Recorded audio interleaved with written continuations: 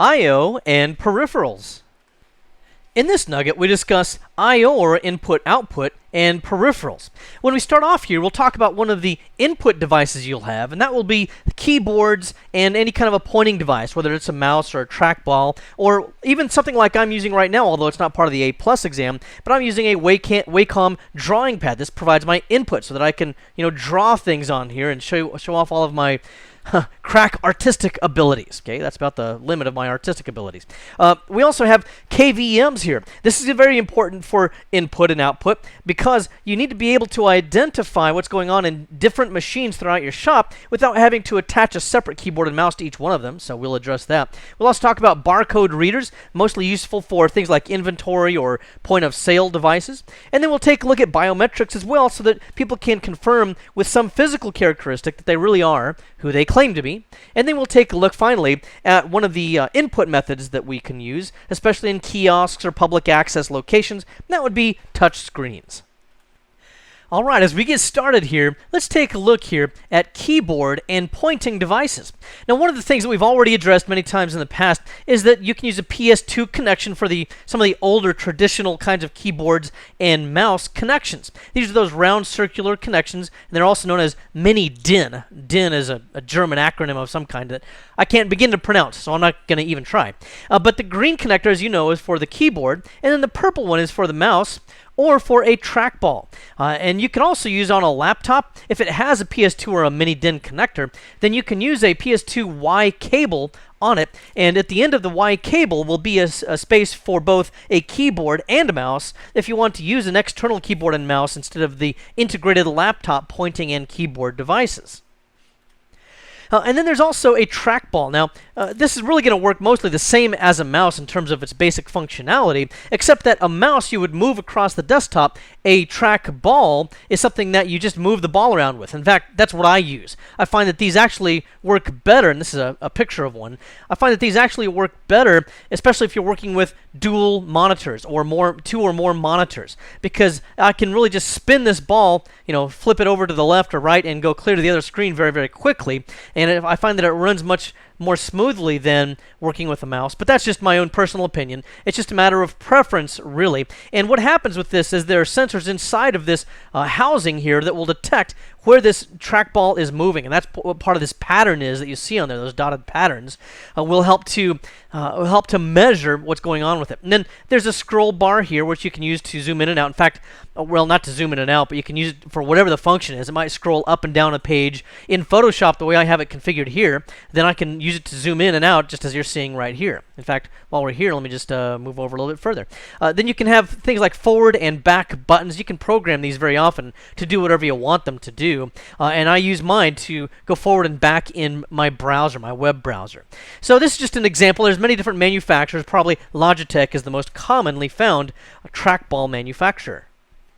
Now, most of these devices are going to be connected by USB. Like we saw here, PS2 or mini DIN is the most common kind, but USB is by far becoming more popular, as I've mentioned before. And then you can also use wireless technologies. There is infrared capability. In fact, I used to work for an executive that really insisted on using a wireless keyboard and mouse in the conference room of this pretty successful financial business. And the problem with that was where his computer was and where he sat in the conference room was all very specific. He didn't want to move anywhere, but the keyboard and mouse were usually pointing away from the computer. So it was sometimes very difficult to get the infrared to be able to work properly because it requires, as we saw in our last nugget, it requires line of sight. And so that was always a big challenge. That was a few years ago. Nowadays, it would be much easier because you can use keyboards and mouses, or mice, I guess we would call the plural there, using radio signals. And that can give you several feet distance and pretty good reliability. You just have to make sure that you have batteries in the keyboard, mouse, or receiver, depending upon the manufacturer. Normally, it's just going to be in the keyboard and the mouse, and then the receiver is usually plugged into a USB port, and it draws power from that USB port, so it doesn't normally require power. A very similar thing would take place with Bluetooth as well, and again, the devices themselves may require batteries. And in addition to this, I don't think it's an A+ exam objective item, but a lot of presenters like myself will have devices that we use to advance PowerPoint slideshows when we give speaking engagements at conferences and stuff like that. For example, when I'm out at Tech Mentor, which I think we're going to Florida this year and everything. So anyway, that's the kind of thing that we'll often use for those as well. I don't have to be at the computer to advance the slideshow. It also uses radio signals. Now, if you have a laptop, then there's a number of different ways that you can use to move the cursor around. One of those is the track point. This is something that came out initially with the IBM ThinkPads, although Toshiba's also had them, a decade ago or something like that. They're just eraser-sized little pointers that appear between the G and the H key on the keyboard, and you can move those around with, you just exert a little bit of pressure on it, and that will move your mouse, wherever you want it on the screen. Some people prefer those. Also, Lenovo has those at the time of this recording. Also, you can use a touchpad, and I think we've all seen what touchpads look like before, but let's take a look at a picture of one. And then here's an actual touchpad that we see right here. And it's just a flat surface that you drag your finger across, and sensors underneath this will detect where your finger is, and it will then move the mouse across the screen accordingly, or the pointer across the screen. There's also a left and right click equivalent here as well.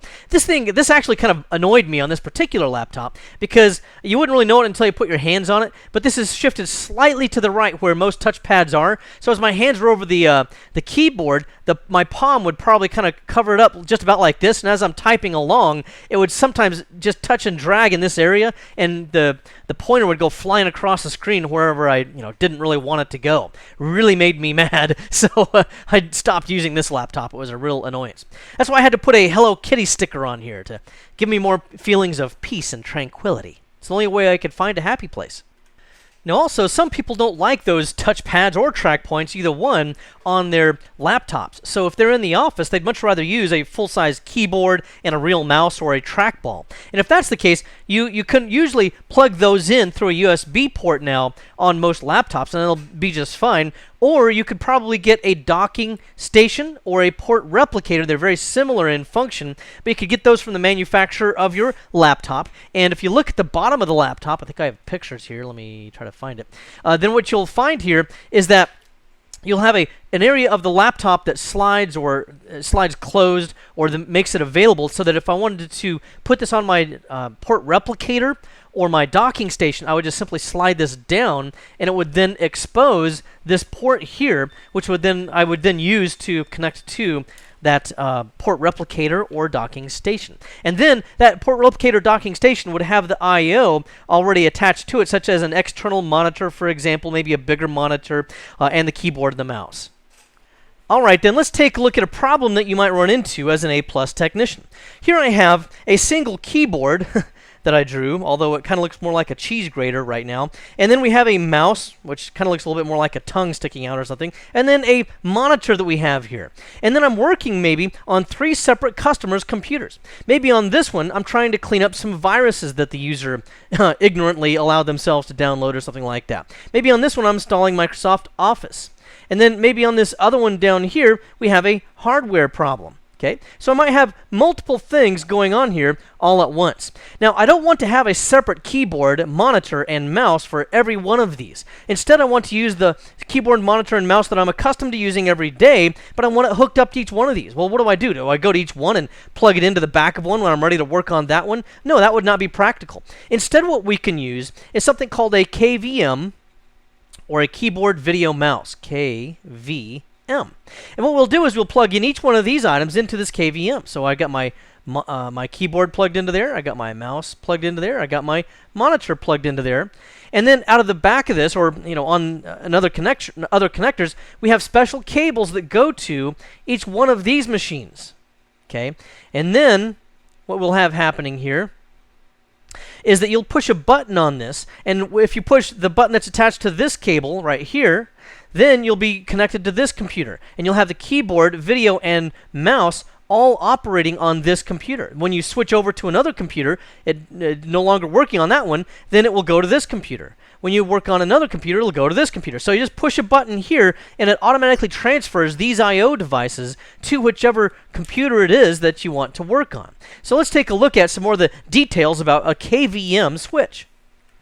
All right, now let's summarize a little bit about what we've looked at with the KVM. When it comes to the KVM, first of all, remember you use it to switch I/O between two or more systems, and this is going to include video and also a keyboard and mouse or trackball if you have it. Optionally, you can also add sound to that. So as you switch between machines, you'll also be able to hear the sound. And what happens there is it's the same thing as the keyboard, monitor, and mouse. It plugs into the KVM. There's a sound cable that plugs into the KVM. And then it also plugs into, on the other end, the actual PC that you're working on, so you're able to get sound out of it. And then also in the KVM, you're going to plug in speakers, of course, so that you can actually hear the sound. You can also do this with USB devices. Maybe in addition to the keyboard, video, and mouse, we also want to share an external hard drive, like a USB hard drive. Well, some devices will also allow you to do that and share that storage between each one. This is very useful in something like a lab environment where you have to, kind of hopscotch back and forth between multiple machines, or a technician's workbench, as I mentioned earlier. You may also see this kind of thing. Can't get my pen to work. There it goes. You may also see this kind of thing in a server room, although it's a little bit different in that environment. Especially in server rooms, they'll have a rack of machines that all of their computers are very often only about an inch wide. They're just like pizza box servers is what we call these things. And there will be a lot of times a tray that will slides out, and you can use that KVM to switch back and forth between possibly a couple of dozen different computers in that rack. So that's not really an A+ exam objective issue, but just FYI, another place where this kind of thing is used. Now, as a result of this, by the way, a lot of this is becoming somewhat obsolete, but it's never going to go away completely because you have to work with physical machines eventually. But things such as remote desktop from Windows or terminal services are something of an alternative. For example, when you see me working on my desktop here, what have we got? Well, I've got computer management open, and I've got my start menu here and all this kind of stuff. Guess what? This is not actually the computer that I'm using. I'm connecting using remote desktop. This actual operating system of Windows Vista that we're looking at here actually appears on a server where I installed it as a virtual machine. We'll talk about all this stuff a little bit later as well. But it's all installed as a virtual machine, and I'm using remote desktop to connect to it. In fact, if I drag my window a little bit, you'll see there it is. Okay, there's the IP address that I connected to, and I'm using a remote desktop connection to make this particular video. And then another thing you might use would be terminal services. Again, that's not going to be an A+ item, I don't think. This is more of a server issue where you'll have a server, like maybe it's Windows Server 2008 here, and it's a terminal server. This means then that I will allow multiple connections from other desktops out here. For example, maybe I've got Windows 95 on this computer here, Windows 98 or something horrible, and it doesn't have enough hardware power to be able to install Windows Vista. It doesn't have enough memory or anything, so we can install a little client on there and make a remote desktop connection, which essentially is going to make that type of a connection to a terminal server here, and then we'll actually be running the server's operating system on our Windows 98 computer here, all without having to upgrade the hardware on this older machine. So again, that's not an A+ item, but it's just something else that is certainly current in corporate technology right now. And then here I just have some downloads from iogear.com, where it shows the various types of devices that they have here. This is one of the common KVMs that they have. So for example, you can see by the illustration here, this is where I would plug in a USB mouse right here, USB keyboard here. If I can also use a microphone on this one, so I can switch the microphone function between the different computers. Here's where I'd plug in the speakers, and then this would be where I would plug in my actual monitor that I view the sessions with.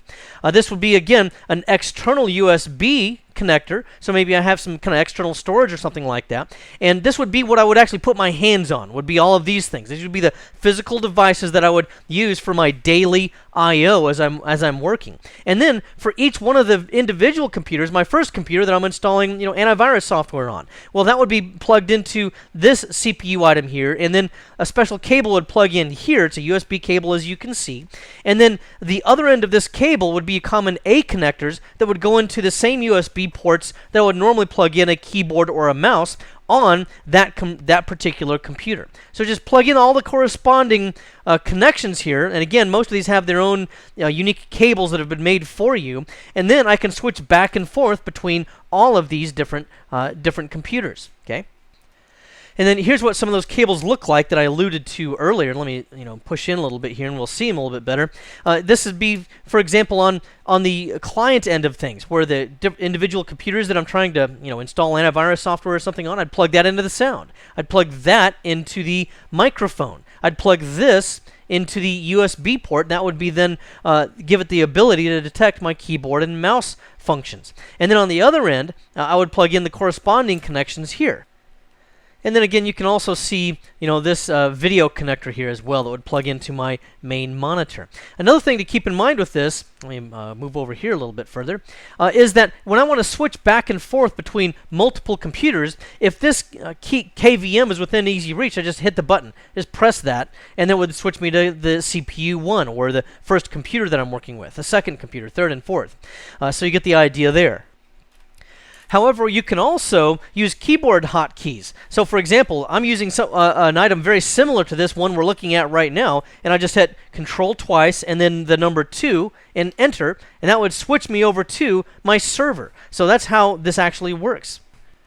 Now, you're probably familiar with barcode readers of various types. You kind of know what these are, I'm sure. They're for product identification. Once the product has been identified, then it's up to programming of some kind or a database to determine what happens with that information. For example, if you worked in a warehouse, you might scan devices on a shelf so that you can take inventory of what's there. And then when you scan those devices, it would probably store that information in a central database somewhere. There's also retail environments. You know how this works. You go to Walmart, you pick up your Snickers candy bar, you drag it across the scanner in the self-checkout lane, trying not to think about all the germs and muck that's all over the scanner there, and that you just got on that candy bar you're about to eat. Anyway, you'll see that there's lasers underneath there that are reading the barcode off of that candy bar. You know how that works. There's a number of different factors or forms that this can take, though, by the way. One of those types is a pen form factor, and with this it really just looks like a pen, but it has a light that is emitted out of the end of it. And then if you have some kind of a barcode here, then you just drag the pen across it and it reads the barcode, and then it enters the data into the database or whatever. There's also the laser type. That's the kind you most likely see in retail environments and at the grocery store and so forth. These are often going to be kind of in the shape of something in the shape of a gun, not quite completely looking like a gun, of course, but you get the idea there. And then there's CCD and CMOS types of sensors as well. What these are actually the same kind of sensors that are in digital cameras, but on these types of devices, out of the end of the gun would be a light that emits light onto the barcode, and it shines it onto it. And then the CCD or CMOS device or sensors pick up or read the light that's been reflected off of the sensor, and it can detect the shape of this barcode, and then it enters that data into the database. And some of the rest of these are just plain old cameras that can read as well. The interfaces you're going to use for barcode scanners are going to be RS-232 or serial ports, or PS2 ports, but not very often. You'll still see some of these, and the reason for that is because even though serial is kind of slow and dogged, it's just very, very reliable. So that's one reason why some people still use serial, but USB is gaining traction as well and still very popular, and so I think you're going to see plenty of that as well. And then here's just an item that I picked up that I show you from Alibaba.com, and this is just one of the barcode scanners that's available. This one's a CCD barcode scanner. So there's sensors in this that would then be able to read the data. And then there's another one that's available as well. This would be more like a laser type. You can see it's shining a laser on it. This is the front side of one. You can again see, the red protective plastic that's over the top of it and so forth. So you get an idea there of what the barcode scanners look like in their physical factor. An additional type of a peripheral that you might use would be biometrics. Now, this also relates to security because it helps to ensure that only the person that truly is who they say they are is able to usually log on to computers. That's very frequently what these are used for, is logging on. Although outside of the PC realm, they can also be used to gain access to secured areas.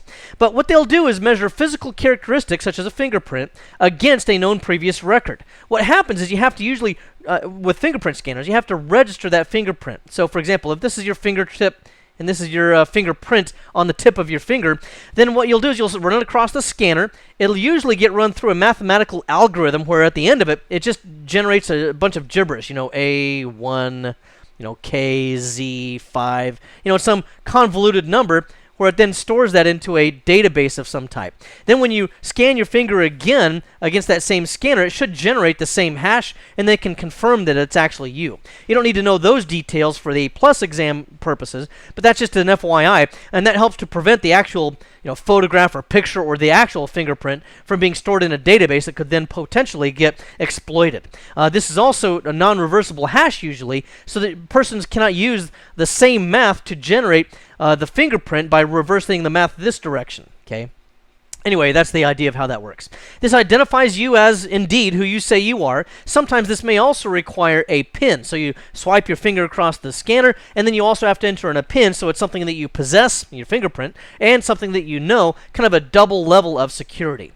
Fingerprint scanners are the most frequently used types of biometrics, although I have also seen optical scanners. For example, a friend of mine who's in the law enforcement community took me to a shooting range in Scottsdale, and there's a special area of this shooting range that I guess you have to pay a membership for or something like that, and they have an optical scanner there, so you have to go up there and apparently read your retina or something like that, and then the door will magically open and you'll get to go in and smoke cigars with the rich and wealthy or something like that. I don't know. So anyway, you'll see other types of biometrics, but again, fingerprints are the most often used. They can be integrated into the computer. Mostly that's going to appear in laptops, and usually it's going to be on the face of the laptop, and you'll see that. And then there's also serial port scanners that can be connected, or USB port scanners that can be connected.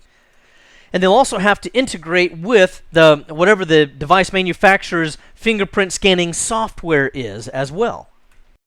And then this is just a photograph of a fingerprint scanner on one of my own laptops. And what you do with this is just drag your fingerprint, down this direction across this fingerprint scanner, and then it's able to read it. And that's pretty much it. I will have to say, though, as well, these fingerprint scanners are very often flaky. I mean, you'll drag your finger across it, and it will give you a message saying that it was a bad read and to try again. It may even also tell you that you dragged it across too fast or too slow, or that you had a bad attitude when you did it. And there's sometimes just will not read, even though you're pretty sure that you're dragging it across properly. The only thing to think about there is make sure that you're dragging across the same fingertip that you registered. And a lot of these biometric devices will allow you to register more than one fingertip as a backup. I don't know, just in case one, you get a bandage, you cut your finger and you get a bandage over your fingertip. Well, then how are you going to be able to log on? So it'll also often allow you to register multiple fingertips just in case. Now then, another type of an I/O device that you would have would be touch screens. And the uniqueness of this is that normally a video monitor or a screen is only going to show you output. There's not really a design there for input. However, with these, you can provide input simply by touching the screen. And you've probably used something like this at the self-checkout line at Walmart or a home improvement store or the ATM. All of those are very similar in how they work with that. These are generally designed for some kind of public access or easy access where a user doesn't have to log on or know a password or do normal kinds of things like that. Very often these are also going to have some kind of a custom software installed for them that's not Windows, and it's not something that would be commonly recognizable. It's usually something a retailer or a bank or somebody like that has come up with. And very often you'll also see these things in kiosks, for example, maybe at a trade show, where you can walk up to one of these, push the button of the product that you want to see and on the screen, and then it will show that to you, for example. And then point of sale, like I mentioned earlier, at your home improvement store or Walmart or whatever. The video, again, is normally output only, but now what we can do is to have input using a couple of different methods. Number one, you have to have the technology on the screen that will detect where you've placed your finger or what you've pushed on, and then that data will be transmitted at its coordinates through the RS-232 or serial port or USB. And of course, both of these are easily available. Again, RS-232 is highly available, and we don't need a lot of throughput, so the slow speed is fine. But USB is becoming, again, increasingly more common. Now, the way this works is that when you actually touch the screen, there's a number of different technologies on there on how this will detect where you've actually, placed your finger here. But basically, the idea circulates around disruptions. Some of these will have different sheets of material. If we were to look at the side view of one of these monitors, for example, like a really fat one, there might be some kind of a laminate on top, and then in between there might be just an air gap. This might just be air right in here between these layers, for example. And then what happens is when you press this down, then it will detect a disruption in there. This could also be filled with certain kinds of light waves, infrared in particular. Some of them even use ultrasonic waves. So the basic idea here is whether it's electronic, whether it's because of an air gap, whether it's because of a disruption in light signals like infrared light signals, or because of a disruption in audio signals, particularly the ultrasonic waves, there's just a disruption that will identify where exactly you have pressed down on this item right here, and then it will identify where that was, identify the coordinates, and send it to the software that it was designed to interpret that press. In this nugget, we talked about input and output and peripherals. And by the way, they're very often the same thing. A keyboard is a peripheral, but it's also an input device, for example. We also took a look at various pointing devices, such as trackballs or mice, or even things such as this drawing pad that I'm using to draw on the screen with right now. A lot of times graphic artists, photographers, and folks like that will use these types of devices. There's also the KVM, or keyboard video mouse, which you can use to switch back and forth between multiple physical computers without having to have a separate keyboard video and mouse device attached to each one of them. We took a look at barcode readers, which of course are a great way to take inventory, for example, or to scan a barcode in a device, or for point of sale types of contexts. We took a look at biometrics as well. Probably the most common one, again, is the fingerprint scanner, but there are also other types, such as actually facial recognition or optical scanners for retinal scans. Then there's also touch screens, which use a disruption in the surface of the panel to be able to identify where a user has touched that screen.